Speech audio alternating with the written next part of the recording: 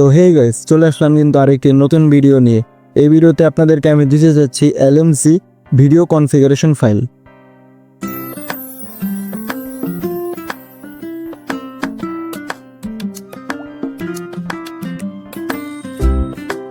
আপনারা এইমাত্র যে ভিডিওটি দেখতে পারলেন, এটা কিন্তু আমি এলএমসি ক্যামেরা দিয়ে রেকর্ড করেছি।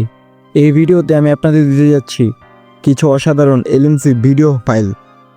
অ্যাট ফার্স্ট আমরা আমাদের ফোন স্ক্রিন অন করে চলে যাব প্লে স্টোরে। প্লে স্টোরে আসার পর আমরা সার্চ বারে সার্চ করব এক্সএমএল সার্চ করার পর এক্সএমএল যে সেকেন্ড সার্চ বারটা অপশানটা এসেছিল এক্সএমএল ফাইল, এটার উপরে সার্চ করে এই অ্যাপটি আমরা ডাউনলোড করে নিব। তো এই অ্যাপটি কিন্তু আমি ওপেন করে নিলাম। ওপেন করার পর একটা অ্যাড আসবে, যেটা আমরা স্কিপ করে দিব।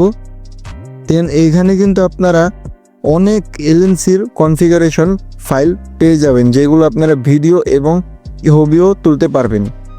এখান থেকে আমি কিছু পরিমাণ এলএমসি কনফিগারেশন ফাইল ডাউনলোড করে আপনাদেরকে দেখাই। একটু নিচে দিয়ে আসলে আমরা দেখতে পাবো ভিডিও স্টেবিলাইজেশন এলএমসি ফাইল নামের একটি আছে, মানে কনফিগারেশন ফাইল আছে। এটাকে আমরা এখান থেকে ধরেন ডাউনলোড করে নিলাম। তো আবার আমরা চলে আসলাম আমাদের ফোন স্ক্রিনে। এখানে আমরা সার্চ করে নিব ডাউনলোডস। তো ডাউনলোডসের ভিতরে আসার পর এইখান থেকে আমরা আমাদের যে সকল এলএমসি ফাইলগুলোকে নামিয়েছি এগুলো সিলেক্ট করে কপি টু ফাইল এটার মধ্যে ক্লিক করব। দেন আমরা যে এলএমসি ফোল্ডারটা ক্রিয়েট করে রেখেছি ওইটার মধ্যে এটা পেস্ট করে দিব। তাহলে কিন্তু আমাদের কনফিগারেশন ফাইলগুলো এলএমসি ক্যামেরাতে অ্যাড হয়ে যাবে। তো এখন আমরা এলএমসি ক্যামেরাটিকে ওপেন করে সেটিংসের উপর ক্লিক করে 4K 30 FPS ভিডিও শ্যুট করতে পারি চাইলে। দেন সাইডে দুইটা ক্লিক করে আমরা কিন্তু আমাদের কনফিগারেশন ফাইলগুলো এখানে ইনপুট করে নিতে পারি। তো আমি যে কোনো একটি কনফিগারেশন ফাইল এখানে ইনপুট করে দিলাম।